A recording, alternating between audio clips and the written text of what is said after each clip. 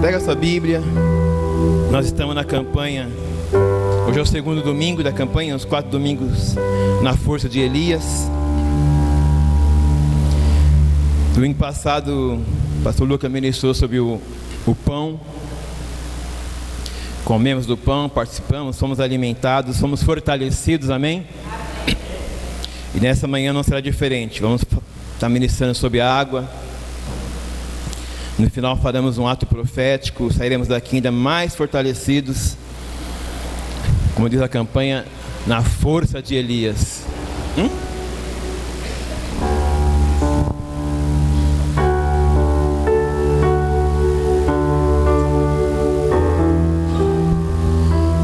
Abra sua Bíblia no livro de 1 Reis, capítulo 19.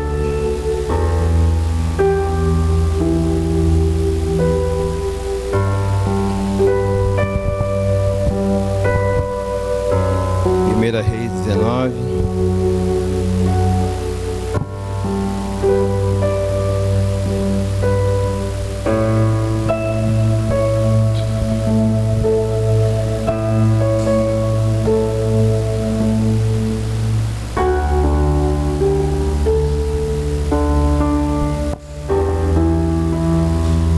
Todos acharam? Eu vou estar lendo aqui. Passando NVI mesmo.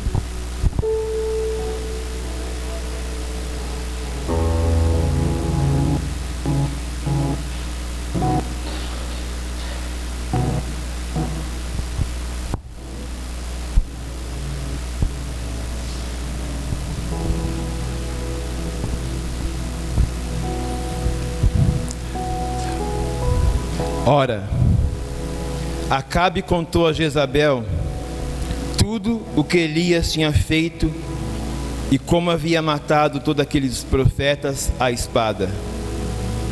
Por isso, Jezabel mandou um mensageiro a Elias para dizer: que os deuses me castiguem com todo vigor, caso amanhã, nesta hora, eu não faça com a sua vida o que você fez com a vida deles. Veja bem, Jezabel está mandando um mensageiro até Elias e está dizendo para ele que os deuses castiguem ela. Se amanhã, nesta hora, eu não faça com a sua vida o que eu fiz, que você fez com a vida deles.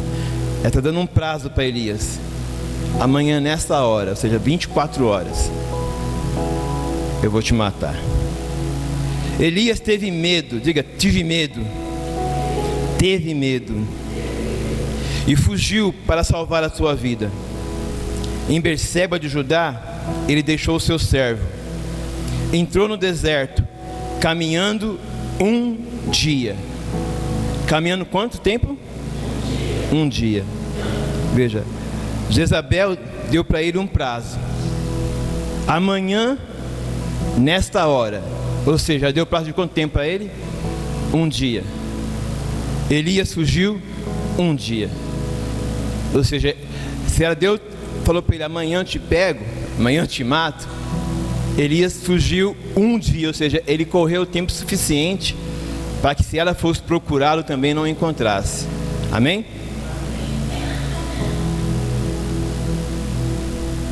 Entrou no deserto, caminhando um dia.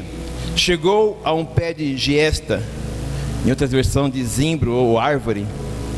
Sentou-se debaixo dele e orou, pedindo a morte. Já tive o bastante, Senhor. Tira a minha vida. Não sou melhor do que os meus antepassados. É que o pastor Lucas até comentou, né? Ele fugiu porque a mulher queria matá-lo. Ele não queria morrer. Agora ele chega embaixo da árvore, senta e ora para o Senhor: me mata. Ué, quer ou não quer morrer? Se quisesse morrer, por que não ficou lá, né? Ele fugiu e disse agora: que tira a minha vida. Não sou melhor que os meus antepassados. Depois deitou-se e debaixo da árvore e dormiu. De repente, um anjo tocou nele e disse: levante-se e coma. Elias olhou ao redor E ali, junto à sua cabeça, havia um pão assado sobre brasas quentes e um jarro de água. Ele comeu, bebeu e deitou-se de novo. O anjo do Senhor voltou, tocou nele e disse: levante-se, coma, pois a sua viagem será muito longa.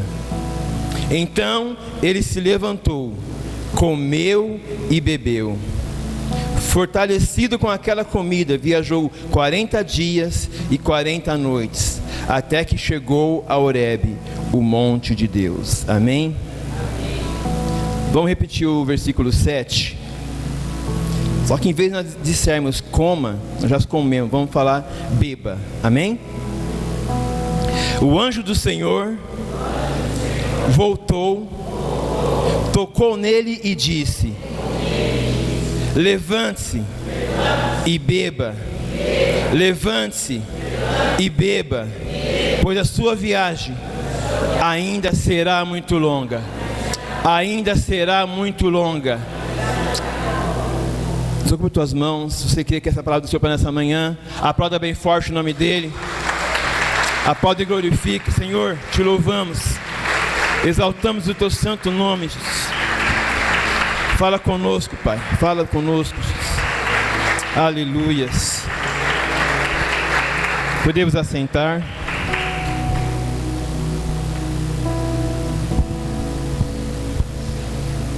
Se tiver aquele copo lá aqui.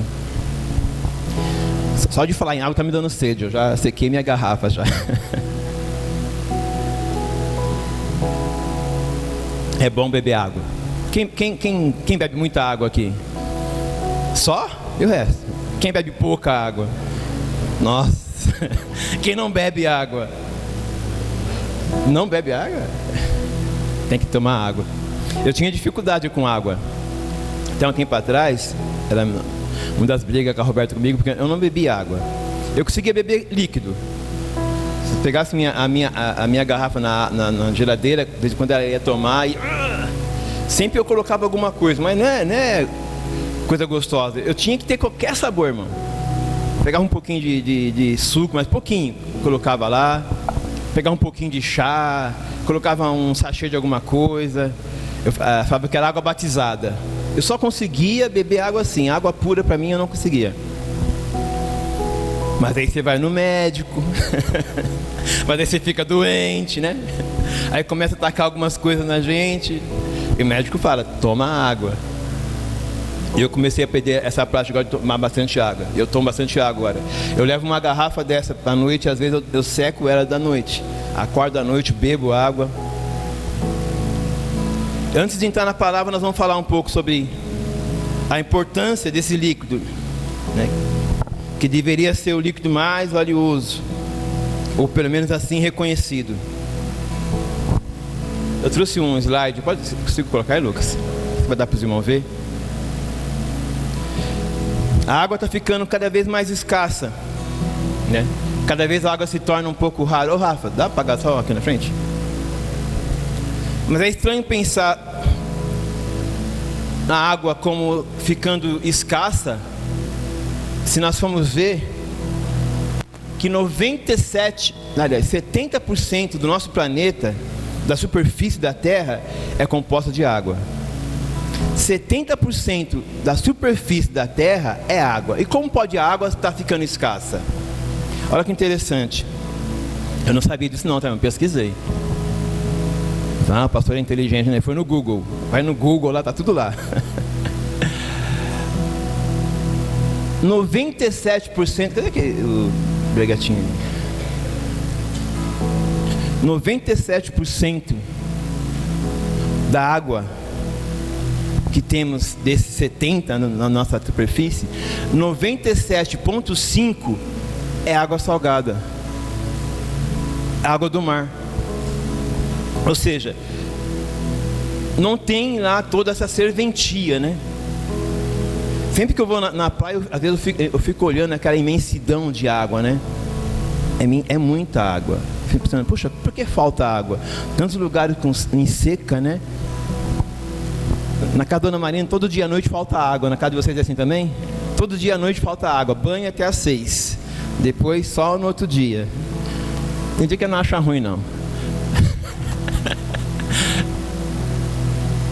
Eu lembro de uma música e sempre eu ficava pensando nisso, fala assim: só eu sei o que é morrer de sede em frente ao mar. Vocês já ouviram aí? Você diz com sede em frente ao mar, precisando tomar água, você não pode, porque aquela água não te tem benefício. 97,5% água salgada, 0,5% água subterrânea, ou seja, está nos poços, até acessível, mas custosa, né? Não é? Você não consegue simplesmente pegar um copo e beber da água. Quase 2% está congelada nos polos, polos norte, polo sul, ou seja, também não é água potável. 0,001 na atmosfera, ou seja, 0,0006 está em rios e lagos. Ou seja, dos 70% de água disponível na superfície da Terra, 97% salgada, disponível para nós tomarmos é isso aqui, 0,000006. Aí você vê que é muita água aqui, né? É muita água. E desse pouquinho de água aqui, que vamos dizer, pouquinho, pode dizer, porque ainda existe muita água disponível, mas o homem, com a sua ganância, está acabando com isso aqui também. Com a poluição, agrotóxico, né? Os esgotos por aí, a sanidade pública. Enfim, esse pouquinho que temos disponível para nós, ainda nós não cuidamos. Eu digo nós generalizando, né? Não valorizamos. E dizem que um dia ainda vai faltar. Dizem que um dia ainda vai faltar. Na minha casa tem nosso terreno por aqui, daqui para baixo, eu não sei daqui para cá, mas daqui para baixo tem bastante minas, terreno minado. A gente lembra que quando eu era criança, eu ia no barranco do fundo, eu pegava um cano, enfiava no barranco, começava a sair água. Pode acender, Ilha, por favor, a luz? Senão ninguém me vê aqui.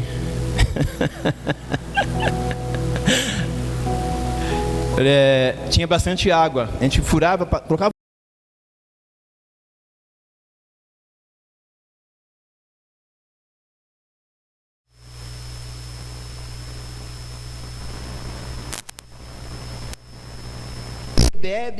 Bebe e continua a ter sede. Jesus diz assim: eu sou a água da vida, quem de mim bebe nunca mais terá sede. Eu sempre ficava pensando, mas como assim eu vou beber de Jesus e nunca mais terá sede? Até o Denilson já ministrou sobre isso aqui, né, Denis? Não é que você vai beber de Jesus uma vez e isso é suficiente e você não precisa beber mais. Na verdade, quando você bebe de Jesus, qualquer outra água não sacia a tua sede. Então está dizendo, aquele que beber de mim nunca mais terá sede. Ou seja, a sua sede será sempre de Jesus. De Jesus. Porque só Ele verdadeiramente fala, eu sou a fonte de água viva. É só Ele que pode saciar essa nossa sede. Não essa nossa sede terrena, mas nossa sede de espírito. Jesus é a fonte de água viva. Amém?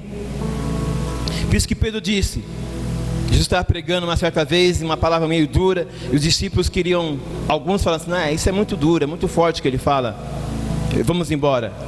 E Jesus fala, vocês também querem ir? Pode ir. E Pedro fala, para onde nós iremos? Ou melhor, para quem nós iremos? Nós sempre falamos errado essa frase. Se você pegar na Bíblia, se você achar aí, ele não está falando assim, para onde iremos?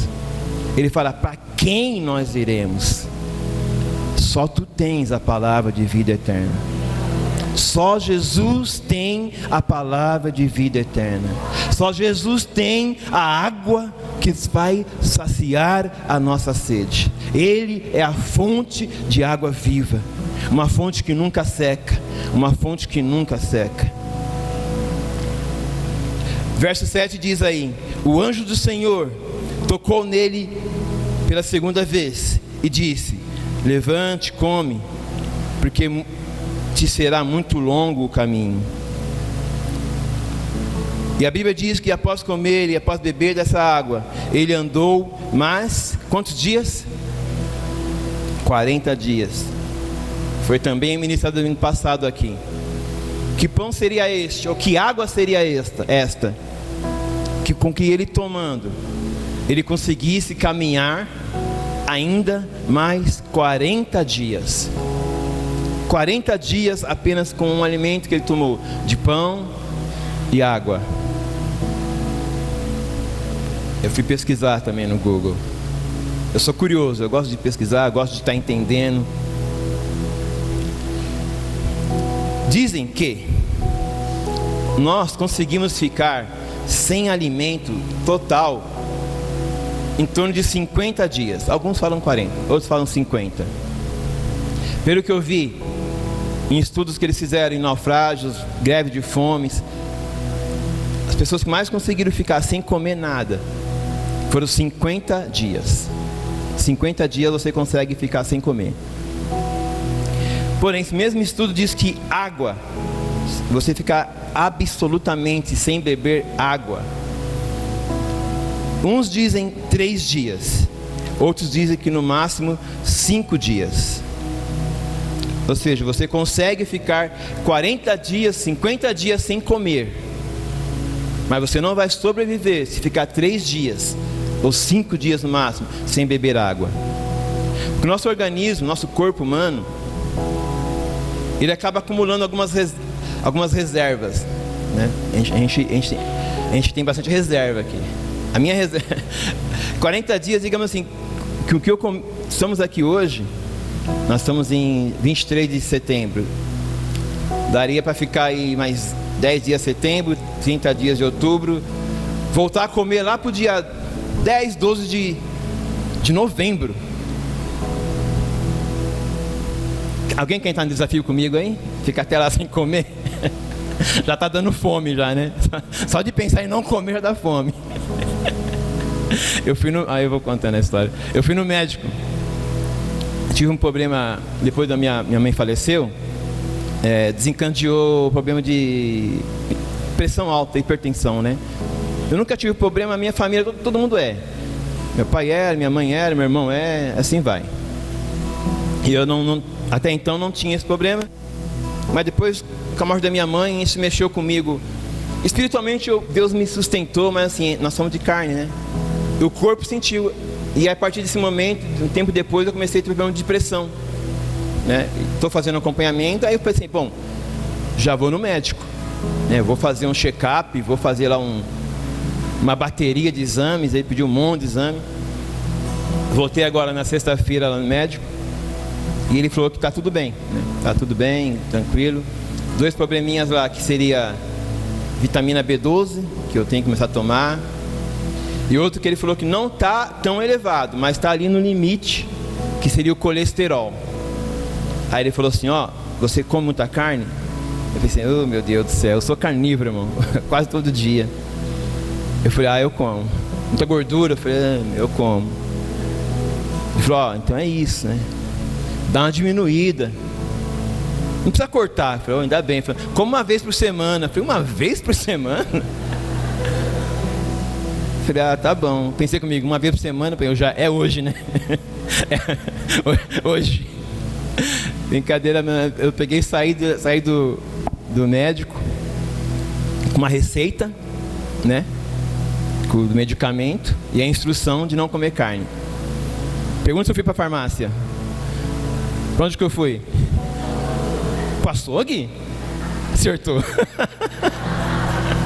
Eu fui pro açougue e falei pro açougueiro assim, o médico mandou eu parar de comer carne, então você pega uma costela pequena, e ele mandou cortar a gordura, então você tira um pouquinho dessa gordura e o torresmo me dá só meio quilo, ele mandou cortar, vou cortar metade, me dá só meio quilo de torresmo. É difícil ficar sem comer. Mas o que dirá não beber água, né? Se você ficar desidratado, nem digo de ficar num período muito longo de sem tomar água, mas desidratado, às vezes dá um revertério na gente, uma virose, enfim. E nós acabamos, né, expelindo muita água, ou mesmo um suor, né? Vai ficar andando nesse sol aqui, água. desidrata. Isso diminui a circulação, a pressão no sangue, diminui a circulação de sangue. E a água é que transporta todos os sais, minerais, tudo que está dentro de nós, irmão. 70% do nosso corpo é água. É água no sangue, água na pele, água nos ossos, nas secreções. Tudo, até entre células, existe lá um percentual que é água. Então, quando você não tomar água, rapidamente o seu corpo, o organismo para de funcionar. E com o tempo você vai morrer. Nem digo tempo, é fato. É fato. A avó da Rô, um tempo atrás, quase foi, quase deixou-nos, simplesmente porque ela não estava tomando água. Não estava tomando água, ficou ressecada, foi no médico, não quis falar para ninguém, enfim. Quando ela foi falar, já estava acho que 5 dias sem ir ao banheiro, simplesmente porque não tomava água. Às vezes acho que toma, mas assim, mudou o tempo. O seu consumo de água da semana passada não é o mesmo hoje. Você parado e está consumindo água. Então existe uma importância nessa de estarmos tomando água. Mas voltando a Elias, ele toma dessa água e ele caminha 40 dias. Ou seja, se fosse no modo natural, ele não aguentaria andar 3 dias, 5 dias, mas a Bíblia fala que ele andou 40 dias. Então, eu creio que, como foi falado no Lucas semana passada, não foi uma água natural. Não foi uma água aí fornecida pela Sabesp, pela AES.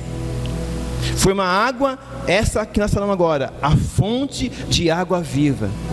Porque quem serviu Elias foi o próprio Senhor. O anjo do Senhor vem até ele e fala: beba, levante e beba, ainda é muito longo o teu caminhar.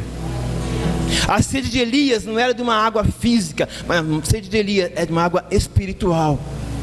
Elias não estava cansado simplesmente fisicamente, mas Elias estava cansado e com medo espiritualmente, mentalmente. Aquela mulher ameaçou Elias. Lucas falou bem na semana passada, Elias já tinha feito vários milagres. Nós vamos pregar de novo sobre isso, talvez no outro domingo. Elias orou e parou de chover. Elias orou, voltou a chover. Elias orou, ressuscitou a filha da viúva. As pessoas respeitavam e tinham medo de Elias. Elias orou, desceu o fogo do céu, consumiu até as pedras do holocausto. 450 profetas de Baal foram mortos por esse fogo quando Elias orou. É simplesmente agora uma mulher, Jezabel, manda para ele uma mensagem que iria matá-lo.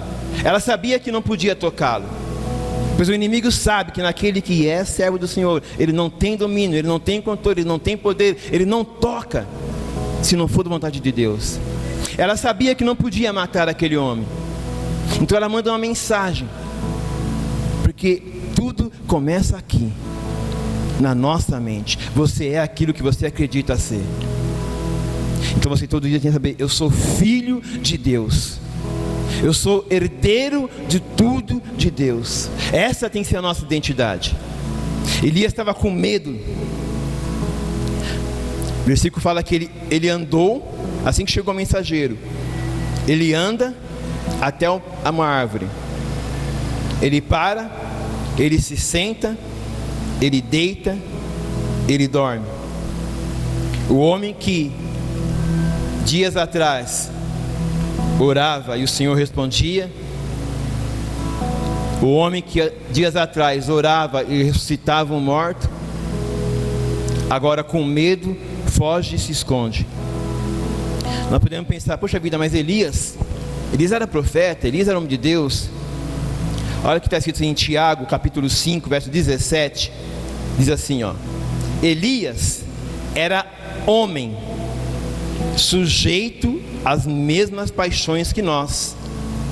Orando, pediu que não chovesse, e por 3 anos e 6 meses não choveu sobre a terra. Aqui fala: Elias era homem, sujeito às mesmas paixões. Ou seja, Elias era um homem que nem nós, humano que nem nós, sensível como nós, errado e pecador como nós, Mas ele orou, parou de chover. Ele orou, ressuscitou. Quanto nós também, assim como Elias, já vivenciamos grandes coisas nas nossas vidas. Grandes coisas o Senhor já fez, continua fazendo. Quantos livramentos nós já tivemos? Quantas vezes Deus nos tirou de laços que até nem percebemos? Quando eu olho para trás e vejo quem eu era, ou quem me tornei, e hoje quem eu sou, o tanto que Deus mudou a minha vida, o tanto que Deus tem me sustentado, tem nos segurado nas suas mãos. E quantas vezes na primeira adversidade, por uma simples palavra, uma ameaça, nós esquecemos do quão grande é o nosso Deus. Olhamos para os nossos problemas e esquecemos de quão grande é o nosso Deus. Lucas ministrava aqui semana passada, a ameaça, o medo. Satanás trabalha nessa área. Ele vive o dia inteiro. A Bíblia fala 24 horas ao derredor. Ao derredor. Ele fez a simulação do leão, né? Quando chega uma certa idade ele já não pode caçar, ele fica rugindo. E aqueles que ficam com medo começam a ficar assustados. Eu já vi um vídeo, era com os gnu, e eles ficavam rugindo, e eles ficam apavorados e começam a correr para lá e para cá, assustados com medo.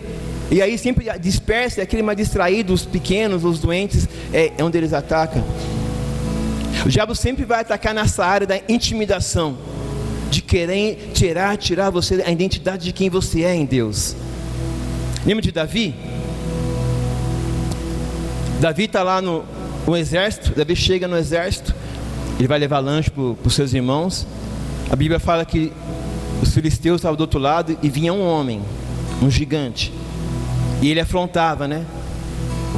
Existe alguém aí?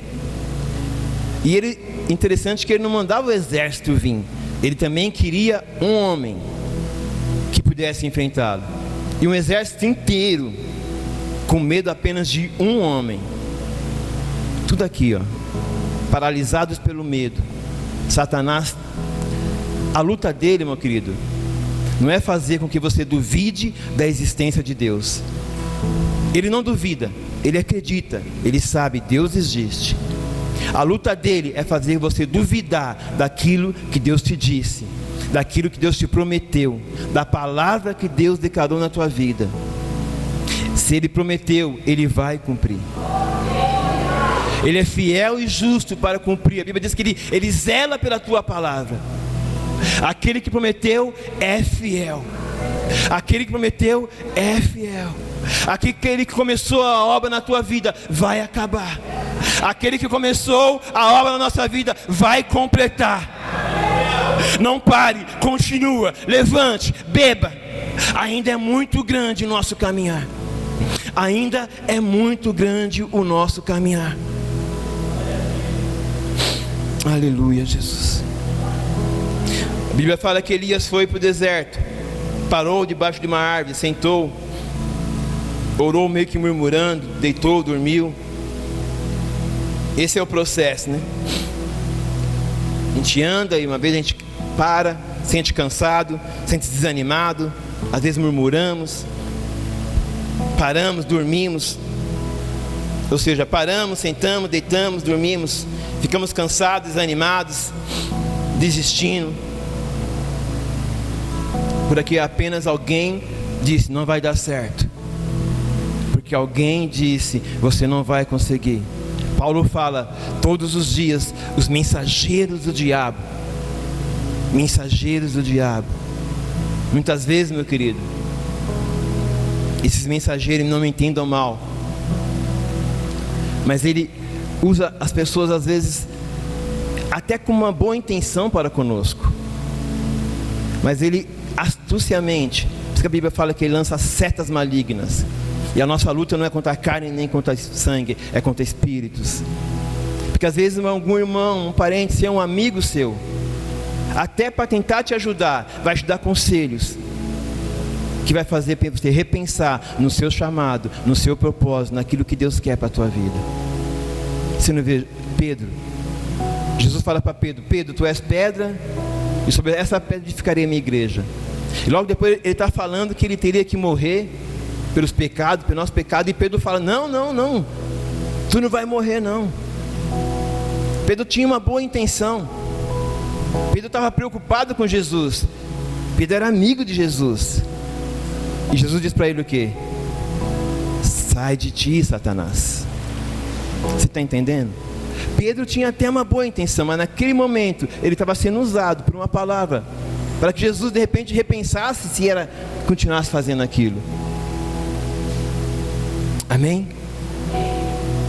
Mas que Deus hoje venha e cale todas as outras vozes. Sexta-feira a pastora Arana pregava aqui: ouvir a voz de Deus. A quem temos dado os ouvidos? A quem temos dado ouvidos? Que as outras vozes se calem. Outras vozes se calem. Em Apocalipse fala que a voz dele é voz de muitas águas. Voz de muitas águas. Quem já foi em alguma cachoeira, ou mesmo no mar, né? Você está falando, você está aqui conversando, e se você for chegando perto da cachoeira ou perto do mar, você já não ouve mais o que a pessoa fala, né? Você está no mar lá, a pessoa está lá: sai daí, vem para cá. Você não consegue ouvir nada. A única coisa que se ouve é o quê? A água, o barulho das águas. Assim é a voz de muitas águas. Não importa a tribulação, não importa a situação, a única voz que você ouve é a voz de Deus, a voz de muitas águas. É essa voz que está falando para você hoje: levanta, beba, toma. Ainda é muito longo o teu caminhar, não parou, não acabou. Não desista. Diga assim: ainda há esperança. Ainda há esperança. Temos que ter fé, irmão. Temos que ter fé. Eu vou falar um pouco, não vou pregar sobre ele, mas eu quero citar um pouquinho da vida de Jó. Todos conhecem tudo que passou Jó. Jó não tinha apenas uma esperança, Jó tinha fé. Hebreus 11, 1.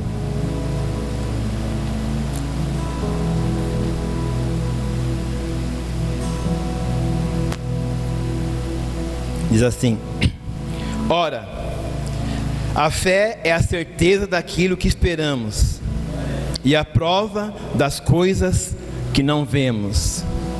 Na versão NVI está ali: ora, a fé é a certeza daquilo que esperamos e a prova das coisas que não vemos. Consegue mudar aí, Lucas, para outra versão? Qualquer uma, Almeida corrigida. Qual que é essa? Ora, a fé é o firme fundamento das coisas que se esperam e a prova das coisas que não se veem. Na linguagem de hoje, a fé é a certeza que vamos receber as coisas que esperamos e a prova que existem coisas que não podemos ver. Olha que interessante. Esperança é quando você acredita que algo vai acontecer. Aqui a fé é a certeza que nós vamos receber. Quando você espera, você acredita que algo vai acontecer. A fé traz a existência. Não vai acontecer, já está acontecendo. Não vai acontecer, já aconteceu. No mundo espiritual, já aconteceu. No mundo espiritual, já foi decretado, já está acontecendo. A fé é isso.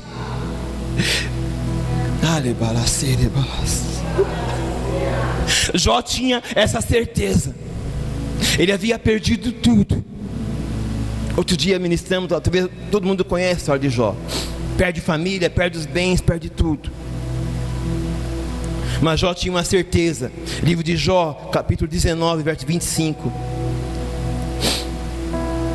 Ter esperança é acreditar que alguma coisa vai acontecer. Jó não tinha esperança apenas, Jó tinha uma certeza. Jó 19, 25. Qual era a certeza que Jó tinha?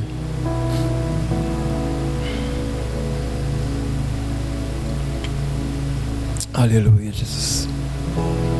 25. Pois eu sei que o meu defensor vive, No fim, ele virá me defender. Só 25. Aqui na terra. Pois eu sei que o meu defensor vive. Na minha versão diz assim: pois eu sei, o meu Redentor vive. Ele não estava falando de uma esperança. Jesus não é só uma esperança. Jesus é uma certeza. Ele vive. Ele vive. A nossa esperança é que Ele vai voltar. Minha certeza, Ele vive. Ele está vivo. Ele vive. Eu tenho esperança que Ele vai voltar, mas a minha certeza, Ele vive. Jesus vive. Essa era a certeza que Jó tinha. Olha que Paulo escreve para Timóteo, em 2 Timóteo capítulo 1, verso 12. Por isso, eu que sofro essas coisas, mas ainda eu tenho muita confiança, pois eu sei em quem eu tenho crido. Eu sei em quem eu tenho crido. E estou certo que Ele é poderoso para guardar até aquele dia aquilo que Ele me confiou. Ou seja, eu sei em quem tenho crido. Eu estou certo, Ele é poderoso. Ele vai cumprir aquilo que Ele me prometeu. Paulo estava encorajando Timóteo. Timóteo estava com medo. Timóteo era um seguidor de Paulo. Timóteo era um discípulo de Paulo. Ele vê Paulo sendo preso. Paulo pregava, Paulo curava. E agora Paulo está preso, Paulo vai ser morto. E Timóteo talvez estava pensando: será que vale a pena? Esse fim vai ser o meu também? Mas Paulo está dizendo para ele uma palavra de encorajamento. Vocês forem ler depois. Ele diz assim: desperte o dom que existe em ti.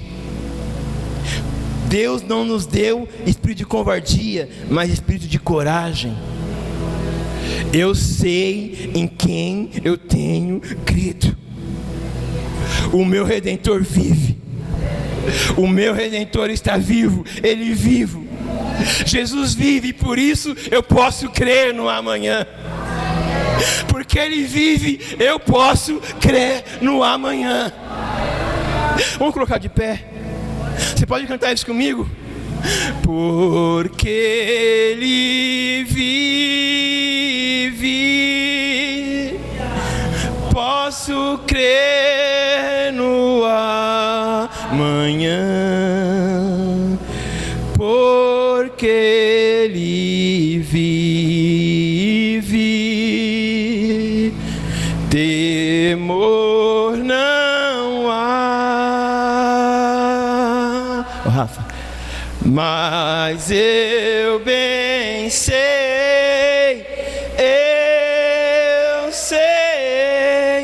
que a minha vida está nas mãos. O meu Redentor vive. É dele a última palavra. O controle ainda está nas mãos dele. Levanta, beba. Ainda há muito que caminhar. Ainda há muito que caminhar.